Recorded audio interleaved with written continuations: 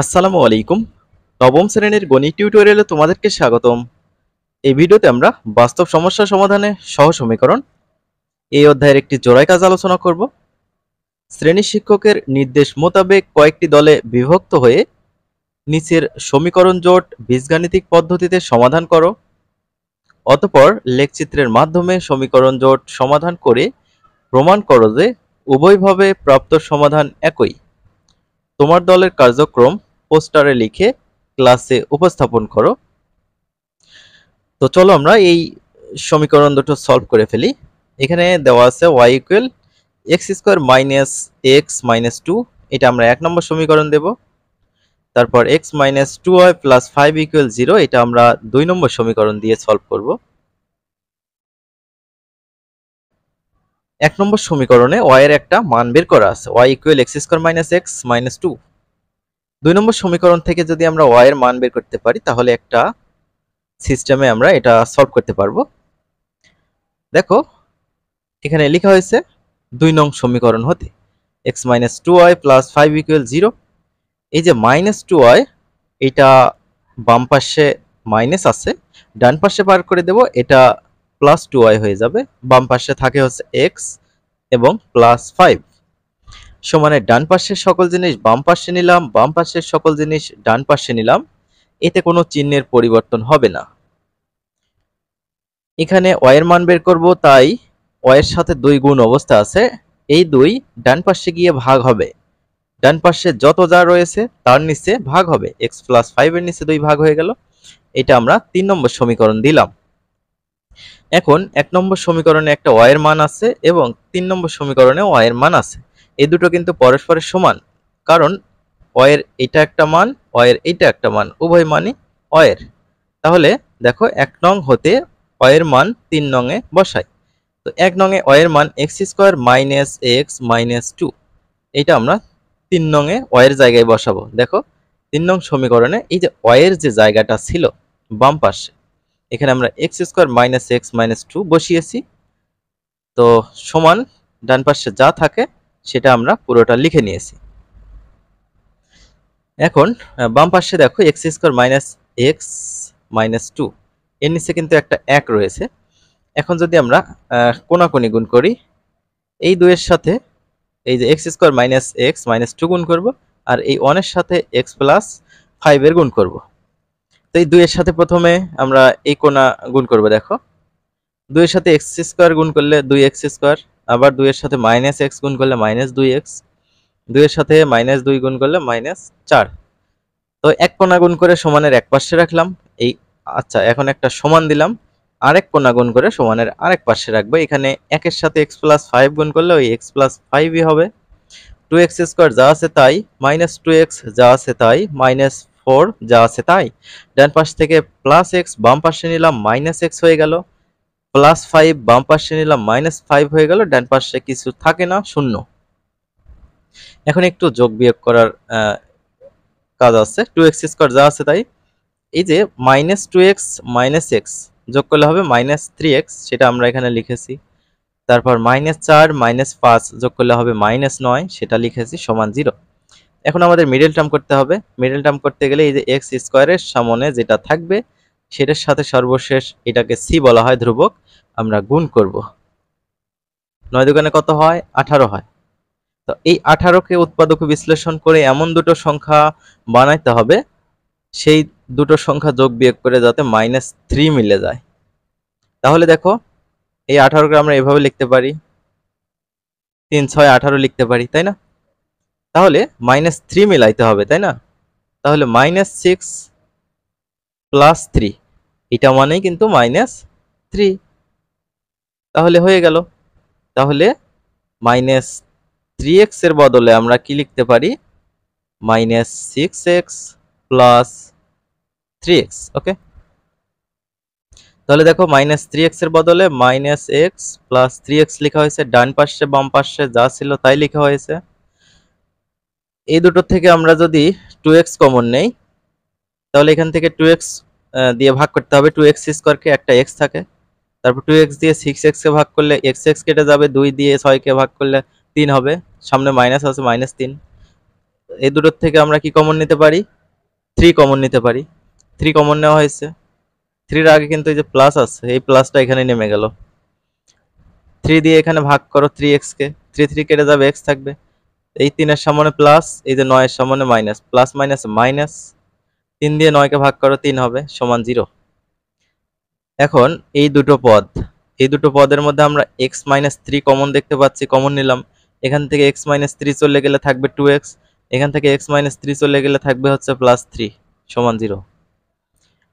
তো এখন আলাদা করে শূন্য লেখা যায়, হ্যাঁ, x মাইনাস 3 সমান 0 অথবা 2x প্লাস 3 সমানও 0 লেখা যায়।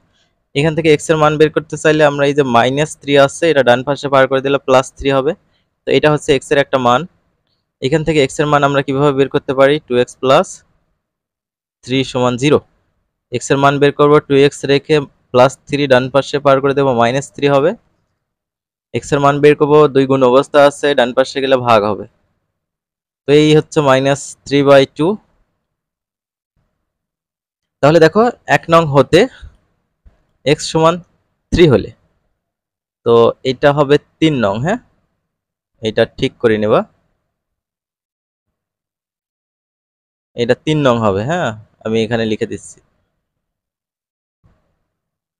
3 নং হতে x সমান, প্রথমে আমরা এই যে 3 পেয়েছি, 3 বসাবো 3 নং সমীকরণে। 3 নং সমীকরণটা এরকম ছিল, y ইকুয়াল x প্লাস 5/2। তো x এর জায়গায় আমরা 3 বসিয়েছি, 5 3 8, 8 কে 2 দিয়ে ভাগ করো, 4 হয়। হ্যাঁ, তাহলে x এর মান 3 বসিয়ে y এর মান পেলাম 4। দেখো 3,4, এই একটা উত্তর। আরো একটা উত্তর হতে পারে। এবার x সমান আমাদের কি বসাইতে হবে? এই যে মাইনাস 3/2, এটা বসাইতে হবে 3 নং সমীকরণে। তাহলে y ইকুয়াল x প্লাস 5/2 ছিল, এটা হচ্ছে 3 নম্বর সমীকরণ। তো ডিটেলসটা আমি তোমাদের দেখাই, এটা থেকে কিভাবে এটা হলো। নিচে 2 ছিল, 2 যদি লসাগু হয় তাহলে মাইনাস 3 প্লাস 5 দুগুণে 10। তাহলে এই যে 10 থেকে 3 বিয়োগ করলে 7, 7/2।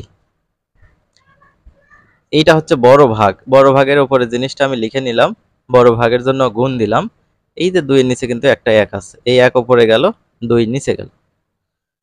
হ্যাঁ, এই যে ভাগটা গুণ হওয়ার কারণে এই 2 উল্টে গিয়ে হাফ হলো। হ্যাঁ, তাহলে এই যে উপরে 7 কে 7, নিচে 2 দুগুণে 4, এই হচ্ছে 7/4। এটা হচ্ছে y এর মান। x এর মান যদি আমরা মাইনাস 3/2 বসাই, y এর মান 7/4। এখন আমরা লেখচিত্রের মাধ্যমে সমাধান করব।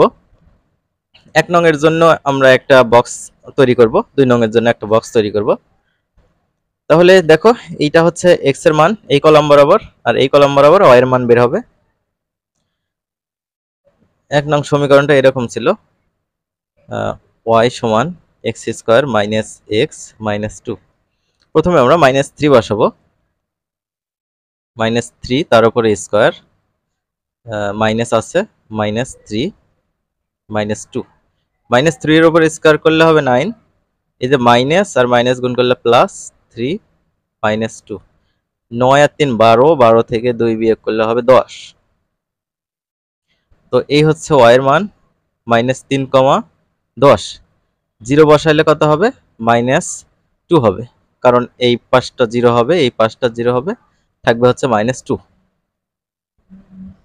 1 বসাইলে মাইনাস 2 আসবে, এটা তোমরা ক্যালকুলেশন করবে। 3 বসালে 4 আসবে, এইটাও তোমরা ক্যালকুলেশন করে নিবা। এখন 1 নং থেকে প্রাপ্ত বিন্দুগুলো যেগুলো পেলাম, এই যে x, y এর ভ্যালু, সেগুলো লেখচিত্রে বসিয়ে মুক্ত হস্তে যোগ করবা, অর্থাৎ হাত দিয়েই যোগ করে দিবা। 2 নং সমীকরণ থেকে আমরা y এর মানটা বের করে নিয়েছি, y ইকুয়াল x প্লাস 5/2। এটা আমরা কোথায় দেখেছি? 3 নং সমীকরণ যখন করেছিলাম, 3 নং সমীকরণ দিয়েছিলাম, সেটাতে y এর মান ছিল, সেটা এখানে বসিয়ে নিতে পারি আমরা। x এর মান যখন আমি 5 দেব, এগুলো তোমাদের নিজের ইচ্ছে মতো দিবে, সমস্যা নেই। y equal x plus 5/2। x এর মান 5 দিলে 5 প্লাস 5/2, তো 5 5 10, 10 কে 2 দিয়ে ভাগ করলে হবে 5। এই হচ্ছে y এর মান। এক্স কমা ওয়াই 5,5 -5 বসালে কত হবে? -5 বসালে কত হবে দেখো, এই যে এক্স এর জায়গায় -5 হবে আর আছে +5, প্লাস মাইনাস কেটে যাবে, 0/2 মানে 0 হবে। তো এটাই আমরা লিখেছি। এবার যদি এক্স এর মান 0 বসাও তাহলে ওয়াই সমান এক্স প্লাস 5/2, তাহলে এক্স এর মান 0, তাহলে 5/2 মানে হচ্ছে 5 কে 2 দিয়ে ভাগ করলে হবে 2.5, তাহলে এইটা এখানে লেখা হয়েছে 0,2.5। তাহলে 2 নং থেকে প্রাপ্ত বিন্দুগুলো লেখচিত্রে বসিয়ে স্কেল দিয়ে যোগ করি। 2 নংটা হচ্ছে সরলরেখার সমীকরণ, তাই এটা হচ্ছে স্কেল দিয়ে যোগ করলে হবে। কিন্তু এই যে 1 নম্বর দেখো, এটা হচ্ছে দুই চলক বিশিষ্ট দ্বিঘাত সমীকরণ, এই কারণে এটা হচ্ছে বক্ররেখা আসবে। উপরে বিন্দুগুলো যেগুলো পেলাম একটু নিচে লিখি, তাহলে ভালো হয় আমার জন্য বুঝে দেওয়া। এটা কিন্তু রাফ, 0,-2, তারপর হচ্ছে 1,-2। তো এই বিন্দু কয়েকটা আমরা বসাবো প্রথমে। শিক্ষার্থীরা, এইটা হচ্ছে মূল বিন্দু 0। প্রথমে -3,10 বসাবো। এক্স অক্ষের স্থানাঙ্ক -3, বাম দিকে 3 ঘর, 1 ঘর, 2 ঘর, 3 ঘর। ওয়াই অক্ষের স্থানাঙ্ক 10 আছে, +10, তাই উপরের দিকে 10 ঘর, 5 ঘর, এই তো 5 ঘর, 10 ঘর। এখানে -3,10 দিয়ে বিন্দুটা আমরা চিহ্নিত করেছি। তারপর 0,-2, এক্স অক্ষের স্থানাঙ্ক 0 মানে ডানেও যেতে পারবো না, বামেও যেতে পারবো না। ওয়াই অক্ষের স্থানাঙ্ক -2, ওয়াই অক্ষের স্থানাঙ্ক -2, তার মানে নিচের দিকে 2 ঘর যাব, প্লাস হলে উপরের দিকে যেতাম, 1 ঘর, 2 ঘর। এটা হচ্ছে 0,-2, এটা এখানে ডট দেওয়া হয়েছে, হ্যাঁ। তারপর 1,-2, এটা আমরা বসাবো। এক্স অক্ষের স্থানাঙ্ক 1, ডানের দিকে 1 ঘর, ওয়াই অক্ষের স্থানাঙ্ক -2, নিচের দিকে 2 ঘর। এই হচ্ছে 1,-2, এখানে ডট দেওয়া হয়েছে। তারপর সর্বশেষ 3,4 নেওয়া হয়েছিল, 1, 2, 3, 4 হচ্ছে ওয়াই অক্ষের স্থানাঙ্ক, উপরের দিকে 4 ঘর, 1, 2, 3, 4। এখানে একটা ডট দেওয়া হয়েছে। তো এই যে বিন্দুগুলো আমরা পেলাম, এগুলো হচ্ছে তোমরা হাত দিয়েই, স্কেল কিন্তু ব্যবহার করা যাবে না, এগুলো হাত দিয়েই মিলিয়ে দিবা, এভাবে এভাবে মিলিয়ে দিবা, হ্যাঁ। আচ্ছা, 1 নম্বর সমীকরণ থেকে বিন্দুগুলো বসানো শেষ। এবার 2 নম্বর সমীকরণ থেকে বিন্দুগুলো বসাবো। প্রথমে 5,5 বসাও। মূল মূল বিন্দু থেকে ডানের দিকে 5 ঘর, উপরের দিকে 5 ঘর। তো এখানে একটা ডট দিয়ে এখানে বিন্দুটা চিহ্নিত করা হয়েছে। তারপর -5,0, মূল বিন্দু থেকে বামের দিকে 5 ঘর, আর 0 মানে উপরেও যেতে পারবো না, নিচেও যেতে পারবো না, এখানে ডট দেওয়া হয়েছে। তারপর এখানে দেখো 0,2.5, মূল বিন্দু থেকে ডানেও যেতে পারবো না, বামেও যেতে পারবো না, কেননা এক্স অক্ষের স্থানাঙ্ক 0।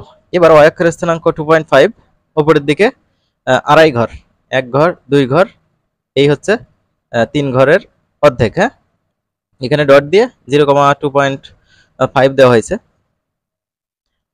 তো এখন যে বিন্দুগুলো পেলাম, এই একটা বিন্দু, এই একটা বিন্দু, আর হচ্ছে এই একটা বিন্দু, এই বিন্দুগুলো আমরা যোগ করে দিয়েছি, এই বিন্দুগুলো যোগ করে দিয়েছি।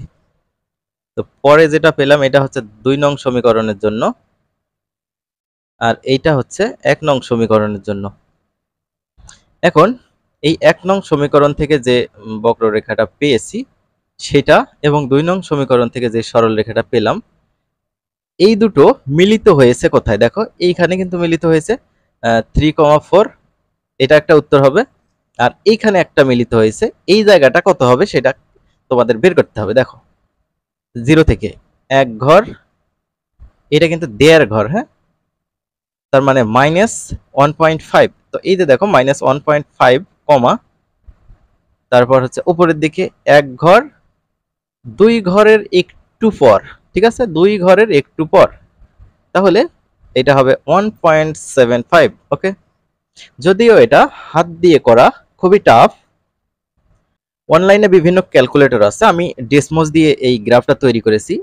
DESMOS, ডেসমোসে যদি এই দুটো সমীকরণ বসাও তাহলে এরকম একটা কমপ্লিট একটা লেখচিত্র পেয়ে যাবা। তো সেইখানে এই বিন্দুটা পেয়েছি হচ্ছে 1.75। তোমাদের যে মোবাইল ফোনগুলো রয়েছে সেগুলো দিয়ে তোমরা সার্চ করতে পারো অনলাইনে, ডেসমোস লিখে, সেখানে সমীকরণ দুইটা দিয়ে দিবা, এরকম একটা গ্রাফে তোমাদের তৈরি করে দেবে। সেখান থেকে তোমরা বুঝতে পারবে এই বিন্দুটা হচ্ছে 1.75। এটা ভালো বুদ্ধি একটা। তাহলে এখানে আমরা কি বলতে পারি, সর্বশেষ দেখো সমীকরণ দুটি পরস্পর 3,4 অর্থাৎ এই যে এই বিন্দুটা আর হচ্ছে -1.5 -1.5 মানে হচ্ছে -3/2 3/2 মানে হচ্ছে 1.5 1.75 এই যে 7/4 করলেও কিন্তু এই যে 1.75ই আসবে, এত বিন্দুতে ছেদ করে। তাহলে নির্ণেয় সমাধান এত, উভয়ভাবে প্রাপ্ত সমাধান একই। আশা করছি বুঝতে পেরেছো। আমরা পরবর্তী ভিডিওতে অনুশীলনের যে অঙ্কগুলো রয়েছে সেগুলো নিয়ে হাজির হব। শিক্ষার্থীরা তোমরা ভালো থাকবে। আল্লাহ হাফেজ।